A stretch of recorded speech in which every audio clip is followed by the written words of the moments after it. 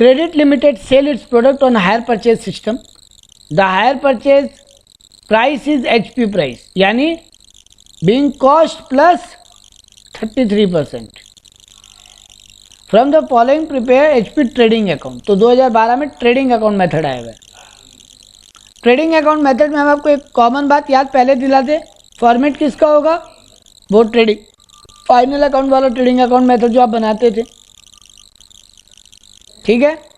Problem कहाँ होगा, sir बेचता कैसे है, कॉस्ट प्लस 33%, यानी कॉस्ट प्लस 1/3, कॉस्ट प्लस 1/3. तो अपने को स्टॉक जो क्लोजिंग स्टॉक बचा हुआ है उसमें अगर कोई लोडिंग है तो उसको हटाना पड़ेगा. बस इतना ही दिमाग में रखना है, ओपनिंग स्टॉक और क्लोजिंग स्टॉक का लोडिंग हटाना पड़ेगा. आपको बोला from the following related account of 2011 prepare HP trading account. तो खाली ट्रेडिंग अकाउंट बनाने बोलेगा. ये बहुत कम आया है ईयर पेपर में, एक या दो ही बार आया हुआ है. ज़्यादातर आपका आ रहा है या तो normal HP vendor account, stock account, asset account और HP stock and debtor method. तो देखो पहले यहाँ पे क्या दिया, अपने को स्टॉक दिया ऑन हायर परचेज, ओपनिंग दिया हुआ 1,20,000, क्लोजिंग गायब है, तो वो अपने को निकालना पड़ेगा. मतलब stock at hand in shop, मतलब 15,000 का अपने पास स्टॉक इन हैंड है, 21,000 और 15,000 का ओपनिंग क्लोजिंग, और instalment due customer still paying 9,000 और 15,000 है. बोल रहा है ड्यूरिंग द ईयर कैश कितना मिला, 2,40,000, और during the year hire purchase में कितना गया, इस साल और कितना हायर परचेज में बेचे, 2,04,000. आपको बोला है गुड्स रीपोजेस कर रहे हैं, एक इंस्टॉलमेंट नॉट येट मैच्योर्ड 6,000 रुपया गए, वो आप बोल रहे हैं हम आगे पैसा नहीं देंगे, तो उसको आप एसेट को उठा के ले आए 2,400 रुपये. ठीक है, ये डेटा है. अब Yes. देखो पहले अपने क्या सॉल्व करेंगे. देखो ओपनिंग स्टॉक किस वैल्यू पे लिखना है, कॉस्ट, हाँ एट कॉस्ट प्राइस. यानी सर यहाँ लोडिंग को अपोजिट साइड में कैंसिल नहीं करना है, यहाँ लोडिंग को अपोजिट साइड में कैंसिल नहीं करना है. इस मेथड में लोडिंग को हटा के ही लिखना है. इस मेथड में सर यानी ब्रांच से ये अलग है, डिपार्टमेंट से ये अलग है, बिल्कुल अलग है. वहाँ पे तो अपोजिट साइड में लोडिंग कैंसिल कर देते थे, यस सर. यहाँ वो नहीं करना है. यहाँ क्या करना है, पहला बात कॉस्ट कम करके लिखना है. तो देखो अपने को क्या दिया हुआ है, ओपनिंग स्टॉक कितना है 12,000 और क्लोजिंग 21,000. स्टॉक एट शॉप बोला है बेटा, यानी ये कस्टमर को बिक गया है क्या, बोलो नाम देख के क्या फील हो रहा है, stock at shop no sir. नहीं बिका है, नो सर. और स्टॉक टू कस्टमर है वो बिक गया होगा. यस. हाँ, तो अपने स्टॉक में शॉप पड़ा है, मतलब उसमें बिका ही नहीं है, तो उसमें कोई प्रॉफिट इंक्लूडेड होगा क्या, नो सर. तो यानी as it is opening closing लिख देंगे. ठीक है. Yes sir. Stock with customer 90,000 और 99,000, ये दिया ही नहीं है सर कहीं पे, तो ये अपने को क्या करना होगा, कैलकुलेट करना पड़ेगा. कैसे कैलकुलेट करोगे, debtors account. Very good, HP debtor account. हाँ, तो आपको यहाँ पे डेटर अकाउंट बनाना पड़ेगा, और एक एचपी सेल्स अकाउंट भी बनेगा. ये ज़्यादातर आपको अगर डेटर दे देगा तो ये अकाउंट बनाना आपको नहीं पड़ेगा. HP debtor account, HP sales account और एचपी डेटर अकाउंट, ये दो अकाउंट आपको वर्किंग के लिए बनाना पड़ेगा. और एक आपको लेजर बनाना पड़ेगा आपके पास स्टॉक कितना है अभी, क्योंकि आपका क्लोजिंग स्टॉक भी तो गायब है ना, जो कस्टमर को गया हुआ माल है उसका क्लोजिंग स्टॉक भी गायब है. तो आपको ये दोनों भी कैलकुलेट करना पड़ेगा. तो देखो हम पहले बनाते हैं एचपी स्टॉक अकाउंट. मेरा ओपनिंग स्टॉक कितना गया हुआ है,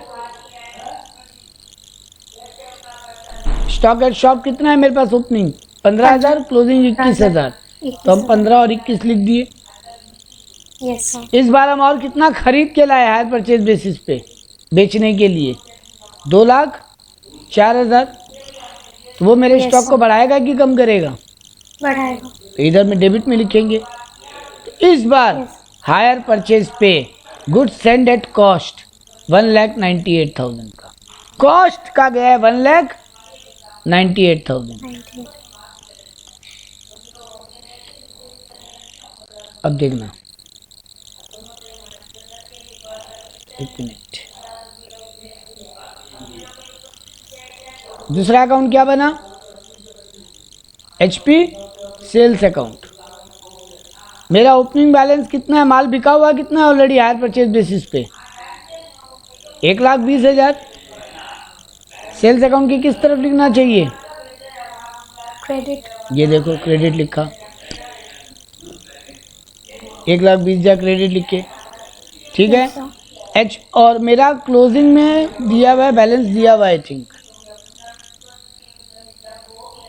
नहीं, क्लोजिंग का बैलेंस तो नहीं दिया। एक मिनट, क्लोजिंग का बैलेंस नहीं दिया। ठीक है, तो क्लोजिंग का बैलेंस नहीं है मेरे पास HP सेल्स का, तो ओपनिंग इधर लिख दिए। Hire purchase good send to customer at HP basis 1,98,000 का भेजा हुआ है कस्टमर को, बोला था ना, अभी निकला था ऊपर HP Yes, stock sir. Account से। कितना पे हम लोडिंग लगा के बेचते हैं? Yes, sir. तो 1,98,000 पे कितना लोडिंग लगेगा? So, है 33.33 यानी 1/3। Okay. तो 1,98,000 का 1/3 कितना होगा?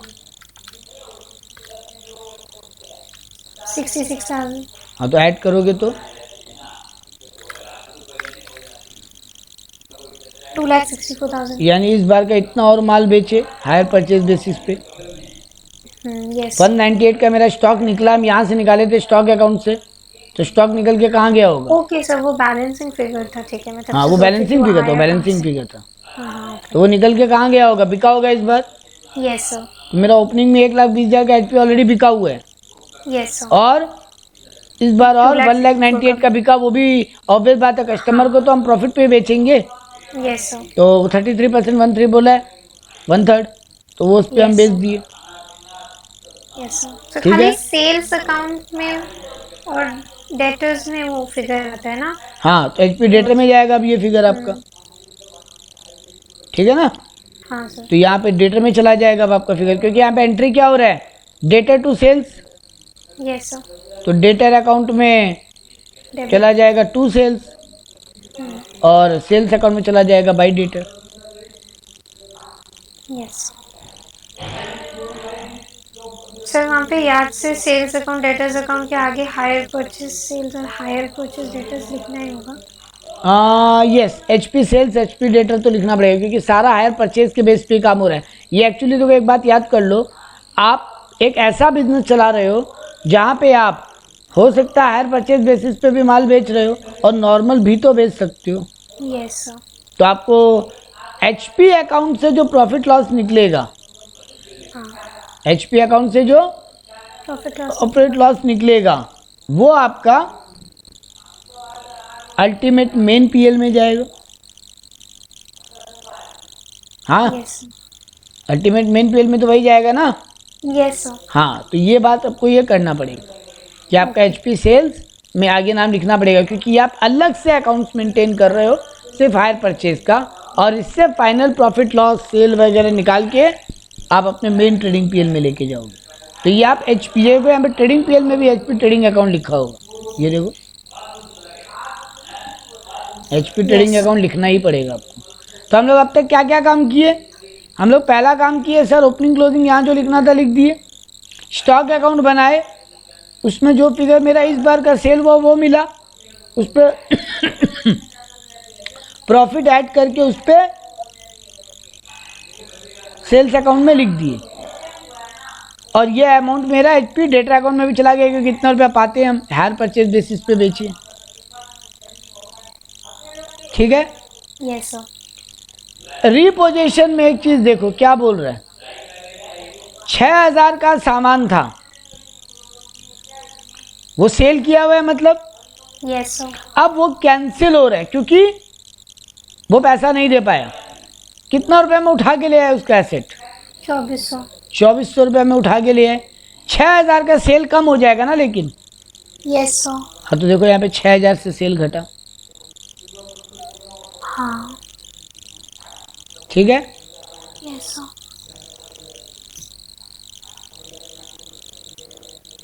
ये 1,32,000 यहाँ देना चाहिए था, दिया कैसे नहीं? सर कौन सा 32,000? ये क्योंकि ये तो अब बैलेंसिंग फिगर निकलेगा ऊपर वाला। तो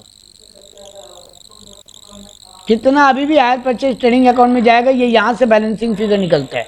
हम आपको ये याद करवा देगा एक बार में। सेल्स अकाउंट से आपका इस बार का एचपी सेल्स कितना है, उसका ये जो फिगर निकलेगा यही ट्रेडिंग अकाउंट में जाता है। ये 2,46,000 जो निकला है, बट ये 1,32,000 तो देना चाहिए था इनको। ये 132 तो कहीं दे के निकलेगा, ये 132 निकालना नहीं होता है। ये सम्स में कहीं मिसिंग हो रहा है। Closing stock with customers eight HP. हाँ तो क्लोजिंग स्टॉक विद कस्टमर है ना। यस ये तो आपको निकलना पड़ेगा ना बेटा, ये तो कहीं दिया रहता है। और ऊपर चाहिए, दिया नहीं है। ये उन लोगों को देना पड़ेगा कि क्लोजिंग स्टॉक विद कस्टमर कितना है। ओके तो सर इन लोग ने कैसे निकाला है? वही तो पॉइंट है, 132 डायरेक्ट लिख दिए। कैसे लिखा है कुछ फिगर नहीं बताया।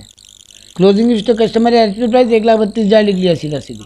तो इसका ओपनिंग बैलेंस क्लोजिंग बैलेंस देगा। वो तो स्टॉक विद, अच्छा बैलेंस, हाँ वो बैलेंस फिर यहाँ आएगा। सर यहाँ पे at HP price balancing figure में निकला है। तो अरे बाबा बैलेंसिंग फिगर तो ये ऊपर निकला है, ये देखो actual sales matured install balancing figure. ये 246 जो दिया है ना आपको, यस सर, ये वाला फिगर, ये वाला, ये बैलेंसिंग फिगर निकलेगा बेटा। इस अकाउंट से यही बैलेंस निकल सकता है। सर जो डेटर्स अकाउंट है वहाँ पे तो closing stock with debtors he balancing figure में निकला है। अच्छा ये अकाउंट यहाँ से बैलेंस निकाला है लोग। ठीक है ठीक है ठीक है ठीक है ठीक है, सॉरी सॉरी सॉरी, ठीक है। तो आपको देखो यहाँ पे अब एचपी डेटर अकाउंट बनाना है। Yes sir. तो देखो अब एक चीज समझो पहले आराम से। पहले क्या बनाओगे एग्जाम में? HP stock. एचपी स्टॉक से आप क्या निकालोगे? इस बार कितना सामान हायर परचेज बेस पे बिका, यस सर। वो आप ले जाके उसमें प्रॉफिट ऐड करके सेल्स अकाउंट में लिखोगे। ठीक है। सेल्स अकाउंट में जितना माल इस बार बिका, पहले से बिका हुआ पड़ा सब लिख दिए। जितना माल वापस आ गया वो कैंसिल कर दिए। आपको ये वाला जो क्लोजिंग फिगर है वो आपका डेटर अकाउंट से निकलेगा।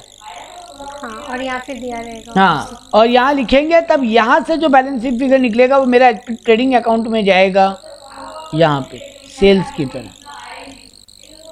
तो मेरे को एग्जाम में ये एक फिगर गायब रहेगा इस अकाउंट के लिए, और आपको ये कस्टमर्स का फिगर भी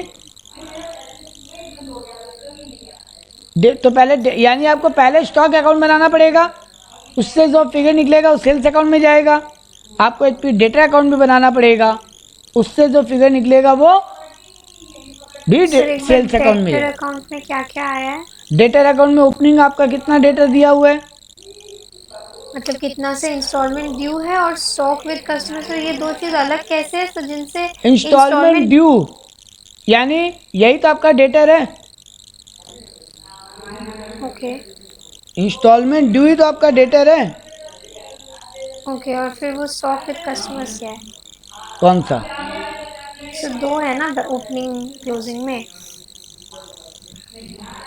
दो चीज लिख रहा है ना, दो अलग अलग कैटेगरी में लिख रहे हैं हम लोग। हाँ उससे बता रहा है, वो बता रहा है आपको। इंस्टॉलमेंट ड्यू है 9,000, यस सर। और वो इंस्टॉलमेंट जो अगले बार ड्यू होगा अभी तक कस्टमर से मिला नहीं है। देखो एक बात समझ लो, कस्टमर से आप दो पैसा पाते हो। हायर परचेज में कस्टमर से आप दो टाइप का पैसा पाते हो। नंबर 1, जो इंस्टॉलमेंट ड्यू हो गए लेकिन पैसा अब तक दिया नहीं है, वो 31 मार्च अगर आ गया है, मान लो एक फरवरी और एक मार्च का इंस्टॉलमेंट हमको मिलना है, वो अब तक मिला नहीं है, तो 31 मार्च के दिन वो दोनों ड्यू हो चुका है ना। Yes sir. एंड वो भी जो अगले साल मिलेगा वो भी तो डेटर से मिलेगा। हाँ। तो वो दो अमाउंट डेटर कहलाते हैं। इंस्टॉलमेंट ड्यू यानी इंस्टॉलमेंट ड्यू हो गया, अब तक पैसा मिला नहीं है। और स्टॉक विद कस्टमर मतलब इंस्टॉलमेंट ड्यू नहीं हुआ है लेकिन स्टॉक तो उनके पास है आगे। हाँ, तो उसका भी पैसा पाते हैं। तो अब दो पैसा पाते हो कस्टमर से। ओके ओके सर, ये इंस्टॉलमेंट ड्यू वाला है, ये ऐसा है ना कि इसका इंस्टॉलमेंट इसी साल मिलने का बात है।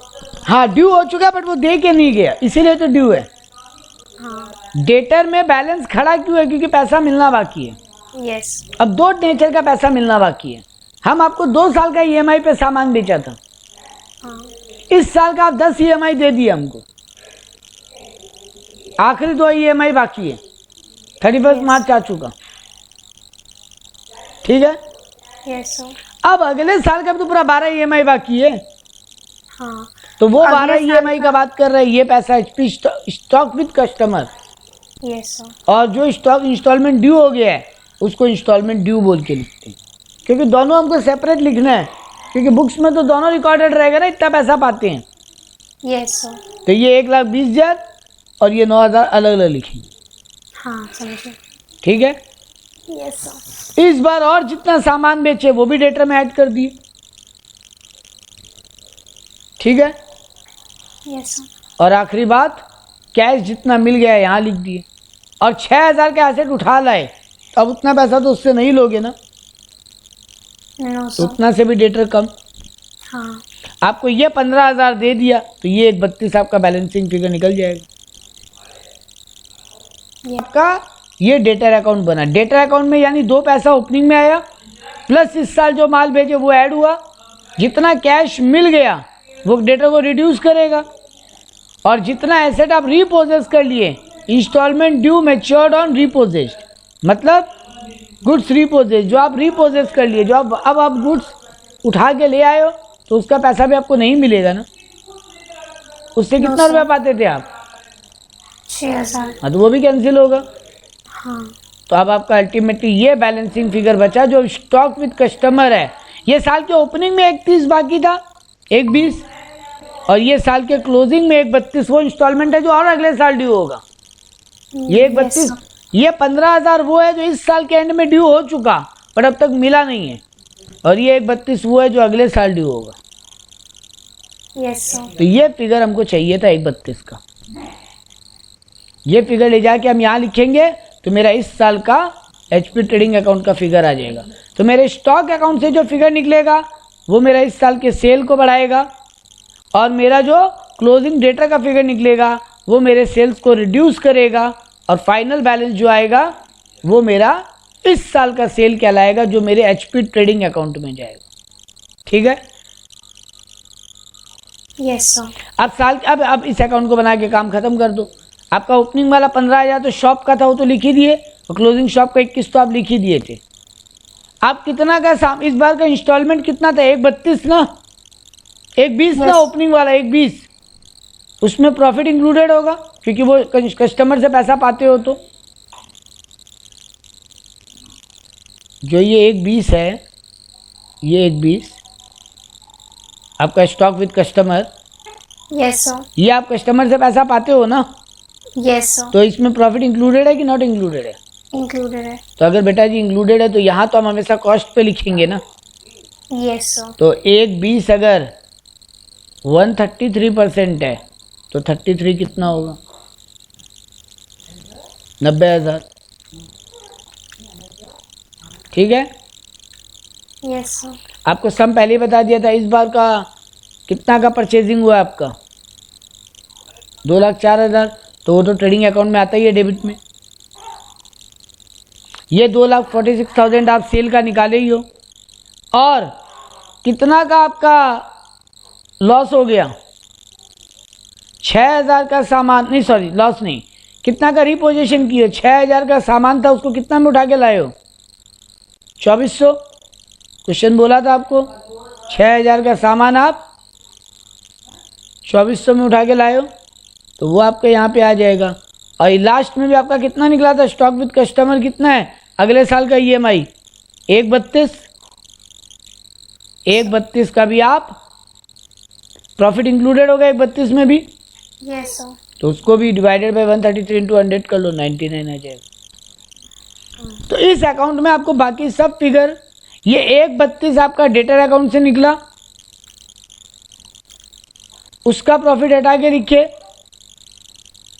ये 2400 आपको नॉर्मली क्वेश्चन में दे देगा कि कितना का एसेट था जो आप उठा के ले आए और कितना में उठा के लाए, तो जितना में उठा के लाए यहाँ आएगा, लेकिन जो 6000 था वो आपके डेटर और सेल दोनों से कम हो जाएगा। तो देखो 6000, लेकिन वो जो 120 वाला है उसमें 90 तो नहीं आ रहा है, 90,225 आ रहा है बेटा 133.3333 किए हो तो ओ नहीं यस अच्छा sorry 1,20,000 divided by 133.333333 into 33.3333 into 100 oh sorry into 100 sorry हाँ इंटू 100 तब आ रहा है आएगा क्योंकि वो 33.333 के कारण गड़बड़ आ रहा है। तो एग्जाम में जब भी यूज करो ना 5-6 बार 3 मार लिया करो जब वो 0.3 वाला कहानी है। हाँ और नहीं तो और नहीं वही करना पड़ेगा और कोई चारा नहीं है, ठीक है। यस वरना आपका वो पॉइंट में आ जाएगा गड़बड़। हाँ आपका अब 90,200 आता, देखो 2-4 रुपया ऊपर नीचे आएगा ना दिक्कत तो नहीं है, समझ में आता है आराम से। नहीं तब दिक्कत नहीं है, लिख भी दोगे तो दिक्कत नहीं है। ओके बट अगर ये 100-200-300 रुपया ऊपर नीचे लिख रहे हो तो फिर आपका प्रॉफिट में डिफरेंस लंबा हो जाएगा, क्योंकि देखो फिर अल्टीमेटली यहाँ से जनरल PL निकलेगा ना, यस तो वो आपका 59,400 की जगह 59,200 आ जाएगा। हाँ तो उतना लंबा गैप में फिर नंबर कटेगा। यस तो अगर अब हम सम अप बोले एक लाइन में, आपको ये HP सेल्स अकाउंट से मिलेगा और ये HP कस्टमर आपको डेटर अकाउंट से मिलेगा। स्टॉक अकाउंट आपको पहले बनाना पड़ा क्योंकि इस बार good sent on hire purchase आपको क्वेश्चन में गिवन नहीं था, तो वो आप निकाले परचेज अकाउंट से, स्टॉक अकाउंट से, वो आप लिखे सेल्स अकाउंट में, और जो आपका क्लोजिंग डेटर निकल कर आया था वो भी आप लिखे स्टॉक अकाउंट में। आपका स्टॉक अकाउंट से जो ट्रेडिंग अकाउंट के लिए बैलेंसिंग फिगर निकला वो चला गया ट्रेडिंग अकाउंट में, और स्टॉक अकाउंट में भी आपका एकदम नॉर्मल लॉजिक था, बस ये 132 आपको निकालने के लिए मेहनत करना था। क्लियर है? Yes sir. हम पहले बता देते हैं HP ट्रेडिंग अकाउंट मेथड हो बहुत रेयर आया हुआ, 2 ही बार आया हुआ ईयर पेपर में, एक बार 2012 में आया, एक बार शायद 2016 में आया, उसके बाद कभी नहीं आया, उसके पहले कभी नहीं आया। एग्जाम में आता मेनली स्टॉक डेटर और नॉर्मल वाला है। एक नॉर्मल वाला सम्स कर लेते हैं। बोल रहा है Kolkata transport agency purchase 2 motor van 2,40,000 costing का। कहाँ से खरीदा? होंडा ऑटो कंपनी से। कब खरीदा? 1 जनवरी 2008 हायर परचेज बेसिस पे। इंच डाउन पेमेंट दे दिया 60,000 फॉर ईच मोटर वैन, तो 2,40,000 का एक मोटर वैन है, तो 480 का 2 मोटर वैन होगा। इसमें से 1,20,000 डाउन पेमेंट दे दिया। अच्छा, यहाँ कॉस्टिंग वर्ड यूज किया है, ये वर्ड थोड़ा जरा ध्यान से पढ़ लेना। जहाँ परचेज वर्चेज का फिगर दे वहाँ अमाउंट के पहले थोड़ा ठीक से वर्ड पढ़ लेना, वरना पूरा ब्लंडर होने का उम्मीद है। कॉस्टिंग वर्ड यूज किया है मतलब आपको हायर परचेज का कॉस्ट प्राइस दे दिए। याद है HP में 2 वैल्यू होता था, कॉस्ट वैल्यू और एक hire purchase value. Cost value मतलब उसमें EMI का इंटरेस्ट इंक्लूडेड नहीं है अभी तक, और हायर परचेज वैल्यू मतलब उसमें EMI का इंटरेस्ट ऑलरेडी इंक्लूडेड है। और हमको EMI का इंटरेस्ट वाला फिगर से काम नहीं है, हमको कॉस्ट वैल्यू चाहिए ही चाहिए। तो अगर वो इंटरेस्ट इंक्लूडेड है तो उल्टा कैलकुलेशन करके कॉस्ट निकालना पड़ेगा। तो ठीक से पढ़ लेना, जिंदगी आसान बनाने के लिए सम देगा तो कॉस्ट दे देगा, तब कोई झमेला नहीं है। लेकिन कॉस्ट नहीं दिया तो बड़ा पंगा है, थोड़ा ठीक से इसको रीड कर लेना। चलो यहाँ पे दिया है कॉस्टिंग, जहाँ नहीं दिया होगा उसका भी सम करेंगे नेक्स्ट क्लास में, आज यही हो पाएगा खाली। तो आपको बोला है कॉस्टिंग 2,40,000 का, तो 2 मशीन का कॉस्ट कितना हुआ? 480। उसमें से आप 60,000 का 2 डाउन पेमेंट दे दियो, मतलब 120 पेमेंट कर दियो 480 में, और रिमाइंडर 3 इक्वल इंस्टॉलमेंट में करोगे together with interest of 10% per annum. यानी इंटरेस्ट भी अलग से तो रिमाइंडर हर इंस्टॉलमेंट कितना होगा बेटा? 480 में से 120 चला गया, बचा कितना? 360। तो 3,60,000 को 3 EMI में पेमेंट करने का बात है, मतलब 1,20,000 1,20,000 1,20,000 का हर EMI होगा और उसमें इंटरेस्ट ऐड करके चुकाना। चलो ठीक है, आपको बोला आप WDV 20% डिमिनिशिंग बैलेंस मेथड पे आप डेप्री क्लेम करते हो, यानी WDV पे डेप्री क्लेम करते हो। आप पहला 2 इंस्टॉलमेंट बड़े मजे से पेमेंट किए, लेकिन 3rd इंस्टॉलमेंट कुड नॉट पे। फाइनल इंस्टॉलमेंट जो है वो आप पे नहीं किए। सामने वाला अपना एसेट उठा के ले गया, सर कितना में उठा के ले गया? वैल्यू नहीं दिया, उसको निकालने का तरीका दिया। 25% डिप्रिसिएशन पे, वो भी straight line method. Fix instalment method मतलब स्ट्रेट लाइन मेथड पे वो कैलकुलेट करेगा, वो उतना वैल्यू में लेके जाएगा। तो ये दोनों वैल्यू आपको निकालना पड़ेगा, निकल जाएगा, बहुत आसान। तो मेरा सम पहले स्टार्ट कैसे होगा? हमको 2 अकाउंट बनाना है, एक मोटर वैन अकाउंट और एक हायर वेंडर अकाउंट। पहले हम हायर वेंडर अकाउंट बना लें, क्योंकि दिक्कत वहीं से एक फिगर निकलेगा जो मोटर वैन अकाउंट में जाएगा। चलो सॉल्व करते हैं। कितना देना था? 4,80,000। तो इधर लिखिए 1/1/2008 को 4,80,000। हाथों हाथ कितना का डाउन पेमेंट दे दिए? 1,20,000। तो अभी भी कितना देना है? 3,60,000। Yes sir. अब उस पर 10% ब्याज कैलकुलेट करो पहले, तो 36,000 आएगा। 3,60,000 का 10%। Yes sir. तो वो भी देना है। तो जब जब देना है क्रेडिटर बढ़ेगा। आपका वेंडर आपका क्रेडिटर है, क्योंकि आप उससे मशीन खरीदे हो। तो आपका 36 ऐड हुआ। अब पहला EMI देने का डेट आया 31/12 को। तो कितना EMI दोगे? 1,20,000 प्लस 36,000 ब्याज। बोला था ना टुगेदर विथ इंटरेस्ट आप EMI भरोगे। तो 1,56,000 पेमेंट कर दिए। अभी भी कितना देना है? 480 प्लस 36 माइनस 120 माइनस 156, 2,40,000 पेमेंट करना है आपको। अब बैलेंस BD फिर किए 2,40,000। अब फिर 2,40,000 पे ब्याज कैलकुलेट करो, कितना आएगा? 24,000। तो फिर नेक्स्ट EMI, सेकंड EMI दिए कि फेल हुए? दिए। तो 31/12 को फिर 2 बैंक 1,44,000, 1,20 का EMI प्लस 24,000 का ब्याज। फिर 1,20 चुकाना था, बट 3rd ईयर तो सर जी फेल कर गए। तो 1,20 चुकाना था। बाबू कब पता चलता है फेल की है? शुरुआत में कि एंडिंग में? एंड में। तो बेटा ब्याज तो कैलकुलेट करना पड़ेगा अब। Yes sir. क्योंकि ड्यू तो हो गया इंटरेस्ट। तो 1,20,000 का 10% 12,000 ब्याज कैलकुलेट किए। यस। अब ना बेटा अगर ये कंप्लीट रिपोजिशन होता ना कि वो पूरा मशीन उठा के ले गया, तब तो जिंदगी बहुत आसान था। ये 1,32,000 जो है 1,20 प्लस 12, ये पूरा का पूरा यहाँ 2 मोटर वैन लिखते और ये अकाउंट क्लोज हो जाता। लेकिन सर जी जिंदगी इतना आसान देगा नहीं। कंप्लीट रिपोजिशन आपके एग्जाम में देता ही नहीं। दे तो बल्ले बल्ले, लेकिन देगा नहीं। आपको क्या देगा? 1 उठा के ले गए, 2 उठा के ले गए। तो देखो यहाँ पे बोला है auto company रिपोजेज done on basis 25। यहाँ पे कहा पहले कोई बोला, इनके भी लिखा होगा कि 1 मशीन उठा के ले गया।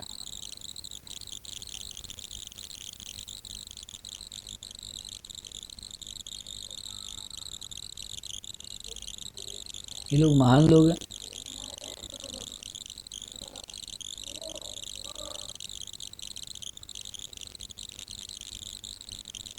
ये लोग लिखा ही नहीं है, लेकिन किया ये लोग पार्शियली है। कमाल का लोग है। यहाँ पे लिखना था, एक वर्ड मिसिंग है सब में, कि ऑटो कंपनी रिपोजेस्ड 1 मशीन। 2 मशीन लाए थे ना आप। Yes sir. वो 1 उठा के ले गया है, दूसरा नहीं। यहाँ पे सब में छपना मिस्टेक हुआ, कोई बात नहीं। तो सर जी अगर 1 उठा के ले गया है, तब तो यहाँ पर आपको कितना में उठा के ले गया वो वैल्यू निकालना पड़ेगा, क्योंकि एक एसेट का बैलेंस सीडी तो अभी भी बचेगा ना चुकाने के लिए पैसा। एक का तो EMI चुकाओगे ना, एक फेल करोगे, एक तो चुका रहे हो, क्योंकि वो एक ही मशीन उठा के ले जा रहे हैं। तो वो 1 मशीन का वैल्यू निकालना पड़ेगा, कितना में उठा के लेके जा रहे हैं,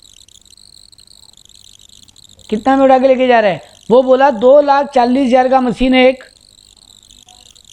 वो 25% WDV पे डिप्रिसिएशन कैलकुलेट कर रहा है स्ट्रेट लाइन पे।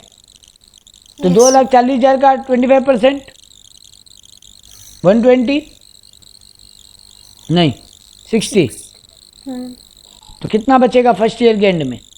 240 में से 60 गया 180। Yes sir. फिर सेकेंड ईयर भी कितना डेप्री क्लेम करेगा वो? 60, क्योंकि वो स्ट्रेट लाइन ले रहे हैं, तो 180 में 60 गया 120। फिर थर्ड ईयर भी, क्योंकि 3-7 साल भी आप यूज किए हो बेटा पूरा एसेट, यस तो डेप्री तो मारेगा। फिर हाँ, 60,000, तो बचा कितना? 60,000। तो 60,000 में वो एसेट उठा के ले जा रहे हैं, तो वो यहाँ लिखोगे। जो बैलेंस बचे वो उसको अभी चुकाना है।